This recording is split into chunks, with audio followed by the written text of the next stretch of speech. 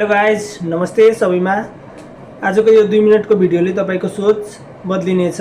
यदि जीवनमा तनाव, टेन्सन, डिप्रेसन, ओभर थिङ्किङ जस्ता छ भने यो भिडियो अन्तिमसम्म हेर्नुहोला। सम्झिनुस्, जुन कुरा तपाईको नियन्त्रणमै छैन त्यो कुरामा मन जलाउनु बेकार हो। तपाईले ध्यान दिनुपर्ने एकै कुरा हो, आज के गर्न सकिन्छ, अहिले के सुधार गर्न सकिन्छ, त्यो चाहिँ हाम्रो नियन्त्रणमा छ। सानो कदम भए पनि निरन्तरता राख्नुभयो, कठिनाइ आएर मात्रै मानिस बलियो बन्न सकिन्छ।